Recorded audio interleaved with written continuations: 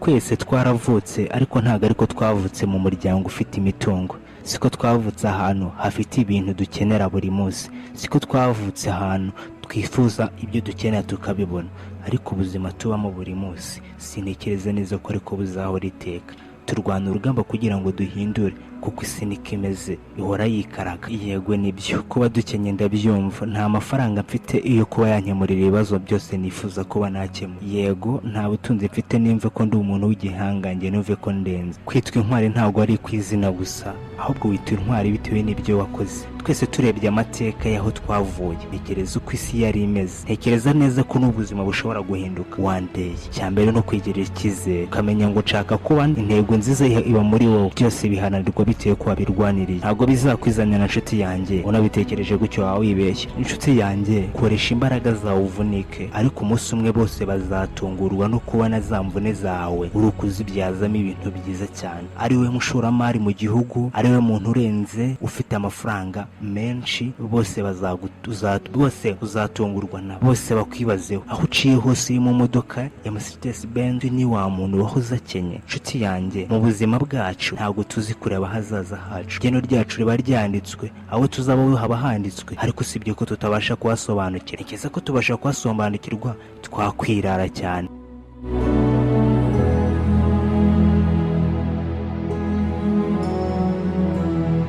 yanjye, twese reka twishikamire, kumve neza ko tugomba kugera kuri byinshi. Turebe ibitekerezo byacu tubyubakisha ibikuta bikomeye byacu, hahandi ubwacu kurusenya bizaba bigoranye. Uyu munsi akababaro uyu munsi ufite, sintekereza ko umunsi umwe katazaba amarira y'ibyishimo. Uyu munsi urukurira ko kubabaye, amarira arimo aratimbagwa mu nda. Umuntu wese arimo arakubana aragusuzugura akaguca amazi, ariko ntekereza ko neza umunsi umwe urugamba turwana everyday tuzagera ku ntego yacu. Future yacu ntabwo tugomba gucika intege kugira ngo tutayubaka. Ubuzima nicyo gishoro cya mbere dufite, ni naryo tangiro ry'ibintu byose. Mu buzima gucika intege nibwo bugwari bwa mbere umuntu agira. Nshuti, kuko uvuga ntabwo byigeze bikwica, nta nubwo ubuzima bwe bujye bugabanyukaho na gato, ahubwo burakomeza buri munsi. Ntekereza neza yuko ushaka kubaho, ntekereza neza yuko ntawe uzigera bihindura na rimwe. Wese senga Imana igutiza ubuzima, uvuga ati Imana mpa kubaho gusa, ibindi byose nzakwereka. Muri uko dutanga icyubahiro kuri twese, ku bantu bose, siko twebwe batwubaha. Yego nta nubwo dukeneye kuba batwubaha, ahubwo ngewe ndeba ku ntego yanjye, ntacitse intege, nshije amanga ndeba hazaza nshaka kubaka. Sinjya ntekereza ku byo umuntu yamvugaho. Ya pe, ngiye kuba wanuka ntabwo bizahindura uwo ndiwe, nzahinduka uwo ngomba kubaho. Sinshobora guhinduka umuntu runaka ngo nuko wantutse. Oya pe, uranuka se icyo gitutsi ndetse kiratuma mpinduka izina ryanjye rihinduka? Oya pe, urabeshya cyane.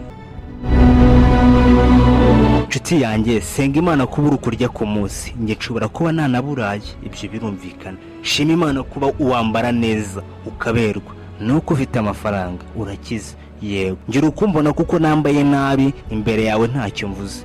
Ntekereza ko twese ariko tubibona. Yego nibyo, abantu benshi niko badufite, ngo sinshobora kurya imbere y'abantu kuko mba nambaye nabi, ngo nandukunuka ngo nuko nambaye nabi.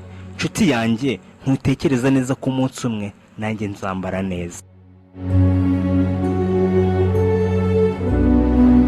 Serebura kuko inzira zawe ziraharuye pe, kumbwira neza yuko ntaho nzagera. Si wowe ryene ryanjye, si wowe mpano yanjye, si wowe Mana yanjye. Nibwo utumbwira ngo sinzaba uyu nguyu. Ese hari igitabo ufite kigeze cy'ubuhanuzi kigeze kibaho byanditswemo ko nge nzahura hasi? Impossible bro, ibyo ngibyo uba umeze nk'umuntu uri ukwikina. Ibyo ntabwo uzi uwo nzabaho. Nge ndiyize ubwanjye kurusha uko undi wese yamenya.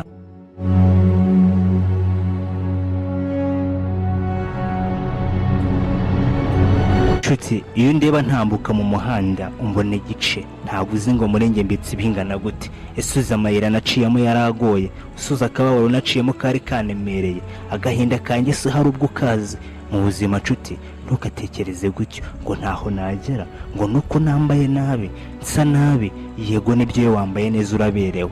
Courage, komereza aho ngaho, sigasira ibyo wagezeho nshuti, kuko umunsi umwe ni nk'umuyaga, ushobora kubifata nabi ejo bikagucika. Aho ngaho wibwira ko ni ahantu habi, ejo nawe ukaza ukahansanga pe. Ntabwo twigeze turemerwa mu gukena, kuko umukena buriya ni bibi pe. Yewe mu gihe wabonye umwanya wo gutembera, njye mba mfite umwanya wo gushakisha imibereho.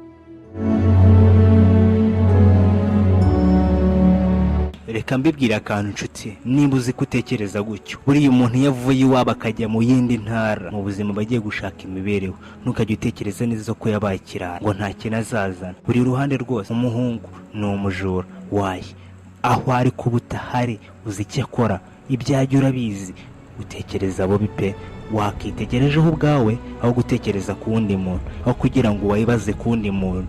umubereye mu mutima ntuzi ngo apanga iki, panga ibyawe. ndabakunda cyane mu nanjye Dtayisi.